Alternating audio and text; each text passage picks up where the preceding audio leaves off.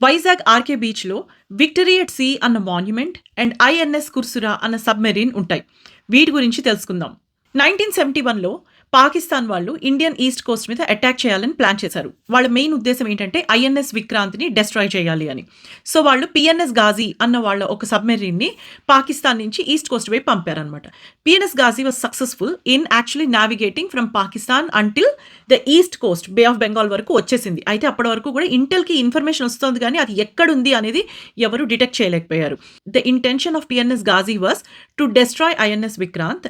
ఒకవేళ అది గనక సక్సెస్ అవ్వకపోతే విశాఖపట్నం పోర్ట్ డెస్ట్రాయ్ చేయాలని, ఒకవేళ అది కూడా సక్సెస్ అవ్వకపోతే మైన్స్ అక్కడ వదిలేసి వెళ్ళిపోవాలి అని చెప్పనమాట. అయితే ఈ పిఎన్ఎస్ గాజీని వెతకడం కోసం అని చెప్పి మన వాళ్ళు కూడా ఫీల్డ్‌లోకి దిగారు. ఐఎన్ఎస్ విక్రాంత్‌ని ప్రొటెక్ట్ చేయాలని చెప్పి వాళ్ళు అక్కడి నుంచి ఐఎన్ఎస్ విక్రాంత్‌ని తప్పించేశారు. తప్పించేసి అదే టైంలో వాళ్ళు ఈ పిఎన్ఎస్ గాజీ వెతకడం కోసం ఐఎన్ఎస్ కుర్సురాని రంగంలోకి దింపారనమాట. INS Kursura patrolled the whole area for so long and it sent all the information to our naval officers. అదే టైంలో ఐఎన్ఎస్ రాజ్‌పూత్ వచ్చింది. రాజ్‌పూత్ వచ్చినప్పుడు వీళ్ళేం చేశారు అంటే, ఈ ఐఎన్ఎస్ కుర్సురా ఉంది అని వాళ్ళు కూడా పిఎన్ఎస్ గాజీ వాళ్ళు కూడా డిటెక్ట్ చేశారు. దాంతో వీళ్ళు దాక్కుందాం అని చెప్పి కొంచెం డైవ్ చేశారు. ఆ డైవ్ చేసినప్పుడు వాళ్ళు రాంగ్ కాలిక్యులేషన్ అయ్యేసరికి వాళ్ళ సబ్‌మెరైన్ కింద పడిపోయింది. ఆ టైంలోనే మన సబ్‌మెరైన్ ఐఎన్ఎస్ తిరుగుతుండగా వాళ్ళకి కొన్ని సిగ్నల్స్ వచ్చాయి. సిగ్నల్స్ వచ్చినప్పుడు వాళ్ళు ఏం చేశారు అంటే, ఏ ఏరియా నుంచి ఎటు సైడ్ నుంచి సిగ్నల్స్ వస్తున్నాయో ఆ ఏరియాలోకి కొన్ని టార్పిడోస్ వదిలారనమాట. ఆ టార్పిడోస్ వదిలినప్పుడు one of the torpedoes actually went and struck PNS Ghazi. అప్పుడు అది బ్లాస్ట్ అయ్యి ఆ పిఎన్ఎస్ గాజీ డెస్ట్రాయ్ అయిపోయింది. That's how we got victory at sea. అలా మనకి విశాఖపట్నం పోర్ట్‌లో మన వాళ్ళు వార్ గెలిచారనమాట. ఒకవేళ ఈ ఐఎన్ఎస్ కుర్సురా గనక లేకపోతే మనకసలు ఇన్ఫర్మేషన్ వచ్చేది కాదు.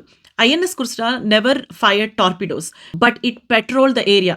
ఈ ఐఎన్ఎస్ కుర్సురా నుంచి మనం తెలుసుకోవాల్సింది ఏంటి అంటే, కొన్ని సార్లు వార్స్‌లో పేల్చడమే కాదు, సైలెంట్‌గా పనిచేయడం కూడా చాలా ఇంపార్టెంట్ అని.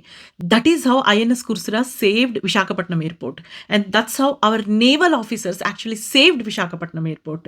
అందుకే అక్కడ విక్టరీ ఎట్ సీ అన్న మాన్యుమెంట్ పెట్టారు అండ్ ఐఎన్ఎస్ కుర్సురా కూడా పెట్టారనమాట. మీరెప్పుడైనా గనక విశాఖపట్నం వెళ్తే ఈ 2 మాన్యుమెంట్స్ తప్పకుండా చూడండి. అండ్ మీ పిల్లల్ని కూడా ఐఎన్ఎస్ కుర్సురా లోపలికి తీసుకెళ్ళి మీరు అది మ్యూజియం ఉందక్కడ, అది కూడా చూపించండి. ఇలాంటి స్టోరీస్‌నే మన పిల్లలకి చెప్పాలి.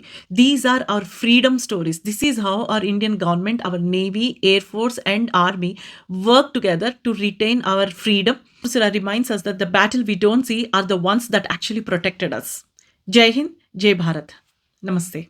INS Kursura is also a symbol of vigilance, courage and invisible sacrifice.